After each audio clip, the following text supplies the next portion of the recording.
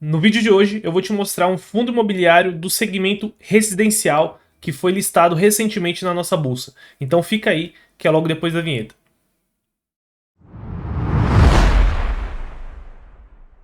Fala pessoal, beleza? Eu sou o Caio aqui da equipe do Já Invest e antes da gente começar o conteúdo, você já sabe que eu vou te pedir para você deixar o like nesse vídeo para ajudar a gente a chegar a mais investidores. Compartilhe esse vídeo com os seus amigos que também investem em fundos imobiliários, nos seus grupos de investimentos e também comenta nesse vídeo aqui que outro fundo imobiliário que vocês querem que a gente traga aqui para o canal, que eu estou sempre lendo, tá?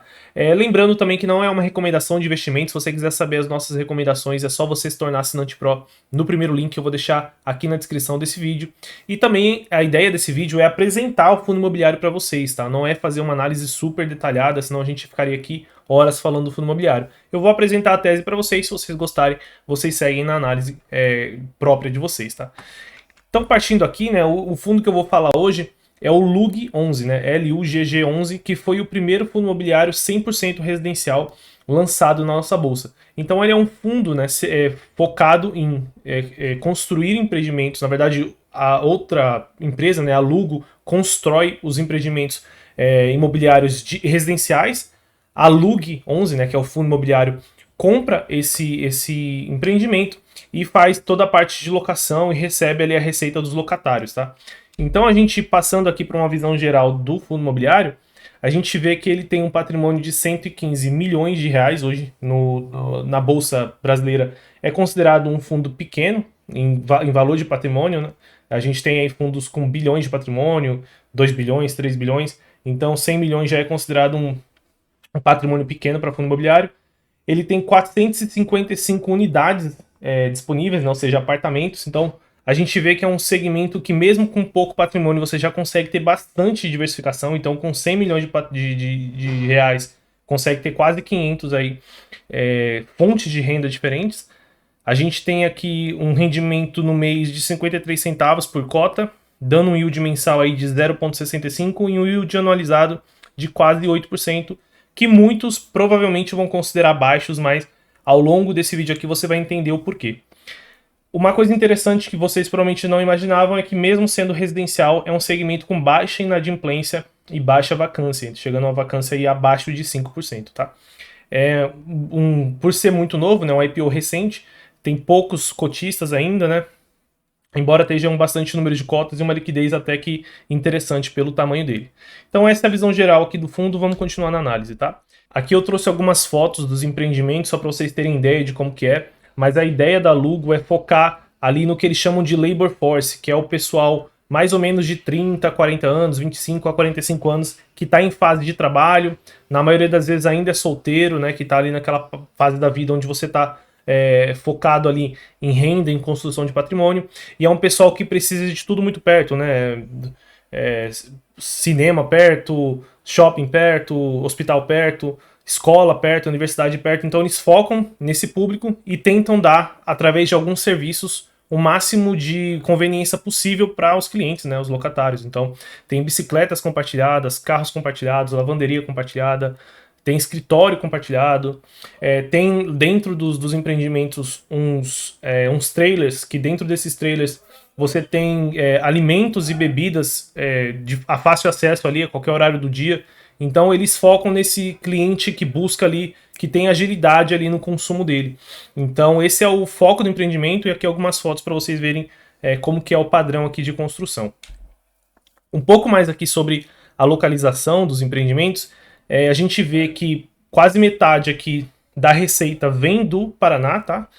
Um terço aqui de São Paulo e 21% de Minas Gerais. Sendo que, quando a gente pensa em receita por empreendimento, eles estão bem diversificados aqui, basicamente com um quarto da receita vindo de cada um dos empreendimentos. Hoje são 4, né?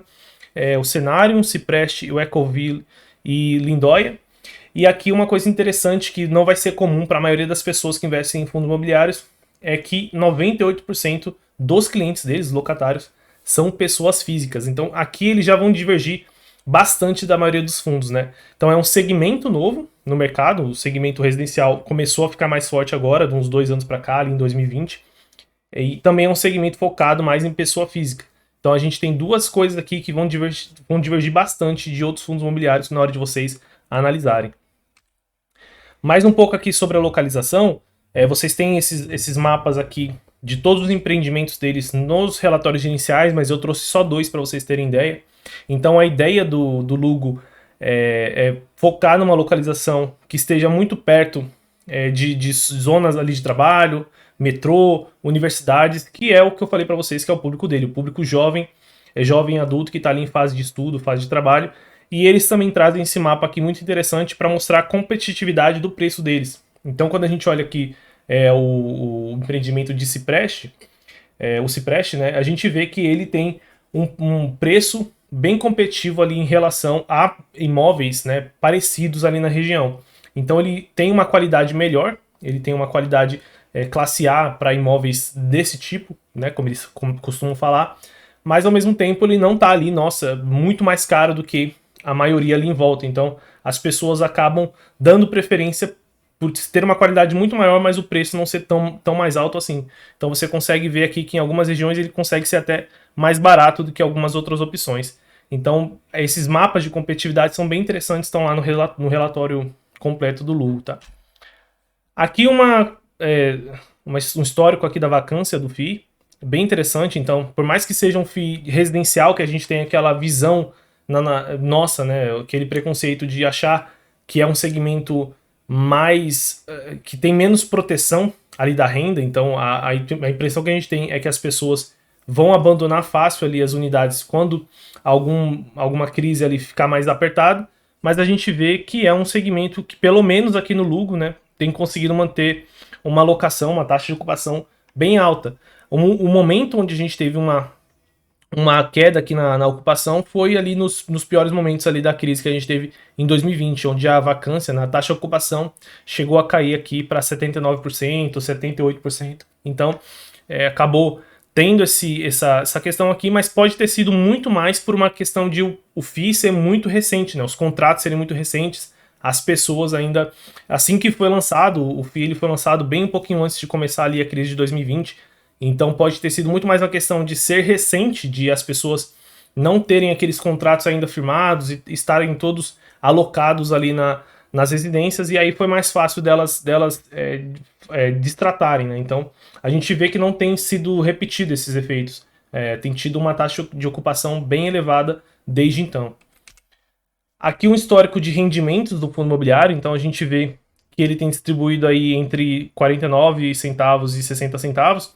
É uma distribuição um pouquinho mais irregular, né? Não é aquele fundo imobiliário onde você vai ter certinho ali todo mês, por exemplo, aqui 57 centavos todo mês. Ele tem uma certa variabilidade justamente por conta dos contratos, que eles flutuam ali ao longo do mês.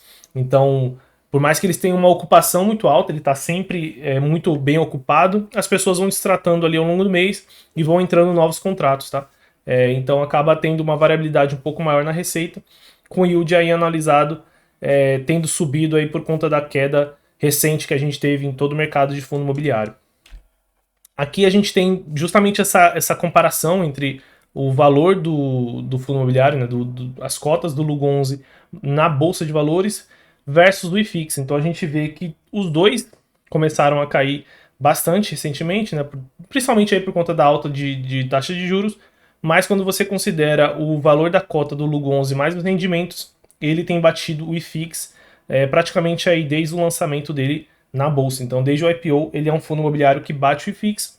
Logicamente que não está batendo o CDI, porque a gente viu aí a queda no mercado imobiliário em geral, né? IFIX caindo, a maioria dos FIIs caindo, mas a tendência no longo prazo é que, por conta do prêmio de risco, ativos de risco rendam mais do que a renda fixa. Então, vamos aguardar como ele vai reagir no momento onde a gente tenha taxas de juros mais baixas, né? Aqui eu separei alguns pontos fortes do fundo imobiliário, e o primeiro é a diversificação, né? Não só a diversificação do fundo imobiliário, que ele tem aí 450 unidades praticamente, então são grosseiramente assim 450 fontes de renda diferentes. É diferente daquele fundo imobiliário que vai ter 2, 3 inquilinos ou um galpão, né? O que acaba deixando o risco todo concentrado numa unidade só. A gente vê que é um fundo, mesmo que recente, pequeno, ele já está em 3 estados, em 4 cidades diferentes, uma renda bem diversificada em cada empreendimento. E também diversificação para sua carteira, né? Diversificação de segmento para sua carteira. A maioria dos investidores com certeza não tem um segmento residencial, e você adicionar esse segmento na sua carteira traz aí um benefício da descorrelação, né? Então você tem um segmento diferente que atende a demandas diferentes, tem um ciclo econômico diferente dos galpões, dos shoppings, hospitais, o que quer que seja que você tenha na sua carteira. Então tem esse benefício aqui da diversificação. Um outro ponto forte aqui do FII, né, são os aluguéis competitivos, como eu mostrei para vocês. Então é um FII que tem toda uma inteligência de gestão que tem por trás o grupo MRV, né? Muita gente não sabe, mas o grupo MRV, o Banco Inter, que é a gestora, e a Lugos são todas da mesma família, né, que é a família Manning. Então elas compartilham ali inteligência de gestão que faz com que eles encontrem ali a precificação ideal para a localização onde eles estão construindo e alugando os empreendimentos. Então acaba que ele não é nem muito caro e nem muito barato, né? Ele tem uma boa gestão ali dessa precificação dos apartamentos, tá? Do aluguel dos apartamentos. Então a renda média também é um outro ponto positivo, é um fundo ali focado em rendas acima de 3 mil até 10 mil, mas a renda média dos locatários hoje é de 5 mil reais. Isso daqui eu vejo como ponto positivo, porque quem ganha hoje no Brasil 5 mil reais já é considerado ali nos 10% mais rico, nos 15% mais rico. É um pessoal menos sensível a crises econômicas, né? Como a gente está enxergando agora uma possível recessão mundial, né? Como a gente vem conversando nos últimos vídeos, teoricamente esse cliente é menos sensível e não mudaria de apartamento, não mudaria de cidade, não mudaria de lugar, ou reduziria seu poder de compra ali, o seu consumo, só por conta dessa crise, né? Então acaba tendo um cliente mais premium, né? Um cliente mais classe alta ali nos seus investimentos, nos seus empreendimentos, né? Outro ponto bem positivo aqui, que eu gosto bastante, que é o baixo investimento para crescer. Então a gente viu que com 100 milhões praticamente, eles têm quase 500 unidades. Então a gente pode imaginar que eles conseguem crescer muito no restante do Brasil com pouco dinheiro. Então com 50 milhões eles já conseguem crescer mais 200, 300 unidades. Então acaba fazendo com que eles consigam diversificar muito, de forma muito rápida, com pouco dinheiro, diluindo menos ou tomando menos dívida, né? Eu sei que fundo imobiliário tem alguns mecanismos de dívida diferentes, mas acaba reduzindo um pouco desse risco. E também acaba facilitando a expansão nacional que eu imagino que eles queiram fazer. Eles comentaram numa das cartas que eles têm 11 cidades já em pipeline, assim, analisando para crescimento. Então a ideia, eu acho que eles continuarem crescendo e chegar lá daqui 10 anos, por exemplo, tendo aí 2.000, 2.500, 3.000 unidades, já seria um grande fundo imobiliário. Outro ponto bem forte aqui desse fundo imobiliário são os mecanismos de proteção de renda, tá? Como a gestão, o Inter sabia que era um segmento novo, é uma gestora nova, né? Era um IPO recente, eles, para reduzirem um pouco dos riscos, né, e tranquilizarem mais os investidores, eles colocaram dentro do fundo imobiliário dois mecanismos de proteção de renda. Um que é garantido pelo MRV, ou seja, enquanto o empreendimento não chegar ali a uma taxa de ocupação de pelo menos 95%, a MRV paga os aluguéis, né, médios ali até essa renda dos 95%. Então, se o empreendimento é lançado e tem uma ocupação, por exemplo, de 70%, a MRV vai pagando até 95% enquanto eles não atingem esses 95%. Eles comentam que eles nunca precisaram muito utilizar esse mecanismo aqui de proteção, porque quando eles lançam, em pouco tempo, atinge aí uma taxa de ocupação bem alta, né, chegando até 100% em alguns momentos, em alguns meses aí do ano. Mas é um mecanismo aqui para tranquilizar os investidores. Um outro é um seguro inadimplência. Então, não é a Lugo que analisa o crédito dos clientes, né, dos clientes que vão alugar lá um dos apartamentos. É alguma seguradora, ou a Porto Seguro, ou a Toco Marine, e essa seguradora é que se responsabiliza caso o cliente fique inadimplente, e aí essa seguradora acaba pagando, né, tem um seguro dessa renda e acaba pagando a renda em nome do cliente que ela segurou que ia pagar, né? Então nada mais justo do que ela pagar. Então esses são os pontos fortes. Agora vamos para os pontos fracos do fundo imobiliário. Bom, e o primeiro ponto fraco aqui é que tanto o IPO quanto a gestora e o setor são todos recentes, tá? Então a gente tem aí um IPO que foi realizado aí mais ou menos uns 2 anos. Então por isso só já teria um risco maior, porque a gente não tem um histórico do FII na bolsa, né? A gente tem também uma gestora aí que é o Banco Inter, que também não tem um histórico muito grande de gestão. Então, se fosse, por exemplo, a Quineia, que é uma das maiores gestoras de fundo imobiliário aqui do Brasil, lançando esse fundo imobiliário residencial, a gente teria um histórico da gestão da Quineia que tranquilizaria na hora de você investir no fundo imobiliário. E isso a gente não tem. E para completar, né, o segmento também é recente. A gente não tem um histórico muito grande e estudos realizados do segmento de fundos imobiliários residenciais na Bolsa de Valores.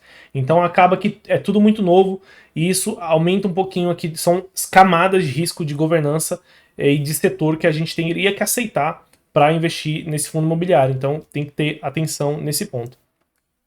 Um outro ponto negativo aqui são contratos de curto prazo. Então a gente não tem aqui no segmento de locação para moradia um contrato parecido, por exemplo, com o que a gente tem em galpões logísticos, que são 5, 10 anos de previsibilidade de receita futura. E caso o cliente do galpão distrate, ele tem que pagar uma multa altíssima aí, que muitas vezes compensa até pro dono do galpão.